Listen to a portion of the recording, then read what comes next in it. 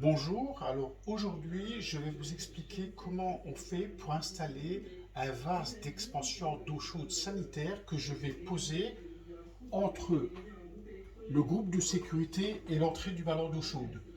Le rôle du vase d'expansion d'eau chaude sanitaire est d'absorber les dilatations de l'eau lorsqu'elle chauffe, d'accord? Et cela permet d'économiser de l'eau qui ne sera pas purgée par le groupe de sécurité. Il fonctionne entre 3,5 et 7 bars. 3,5 bars, pourquoi? Parce que c'est la pression du réseau. Donc moi j'ai acheté du matériel pas trop cher que je vais vous montrer.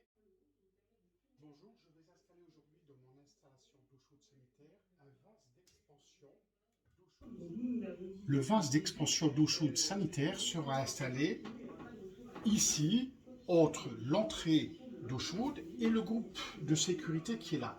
Je vais fixer le vase d'expansion sur ce mur ici, je mettrai un T ici et une connexion vers le groupe de sécurité. C'est relativement simple à faire. Bien entendu, il faut d'abord couper les circuits d'eau et purger toute l'eau qui pourrait couler et refaire une mise en eau après. Je vous montrerai les étapes suivantes après. Donc voilà, j'ai fixé le support ballon à l'aide de deux chevilles mollies. J'ai préféré mettre des chevilles mollies parce que sinon c'est du BA10 plus 60. Je suis dans le garage donc ça tiendra mieux. On aurait pu mettre peut-être des chevilles normales, mais comme ça c'est plus sûr. Voilà, maintenant je vais fixer là-dessus le ballon. Je vous expliquerai la suite après. Donc voilà, le vase d'expansion est fixé contre le mur. Donc je vais maintenant m'occuper de la partie suivante, c'est-à-dire insérer le T et faire la connexion. Voilà, je vous expliquerai la suite après.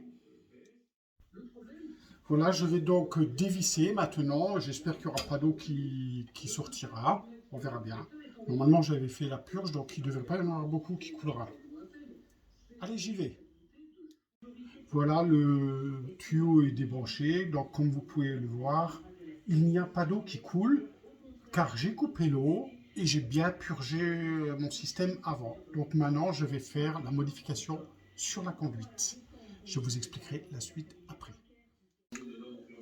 Voilà, donc maintenant, je vais insérer le T dans ce tube. Je vais le couper et, là, y mettre ici une connexion, mais je vais au préalable le dessiner.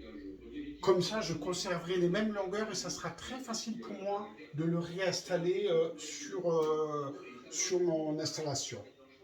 Je vous expliquerai la suite après. Voilà, j'ai donc coupé mon tube. Maintenant, je vais mettre mon insert. Je vais le mettre et je vais le fixer. Je vous montrerai la suite. Je ferai la même chose de l'autre côté et je vous remontrerai lorsque le tuyau sera prêt à être remonté sur l'installation. Voilà, comme vous pouvez le voir, j'ai réussi à insérer le T. Je n'ai encore pas fait la mise en eau, j'espère qu'il n'y aura pas de fuite.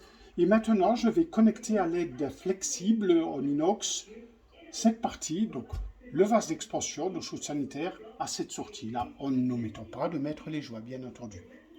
Voilà, je vous expliquerai la suite après. Voilà, l'installation est terminée. Donc, vous pouvez voir ici, depuis le groupe de sécurité, j'ai inséré un T. Je repars vers le ballon d'eau chaude, l'alimentation du ballon d'eau chaude et la dérivation qui vient sur mon vase d'expansion. Désormais, l'installation, lorsque l'eau chauffera, eh bien, la dilatation se fera par là.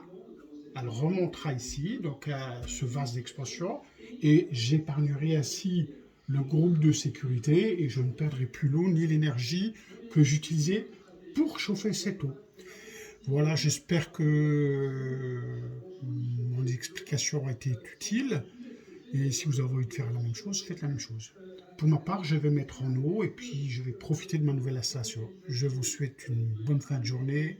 C'était l'ami Proyette, le bricoleur retraité.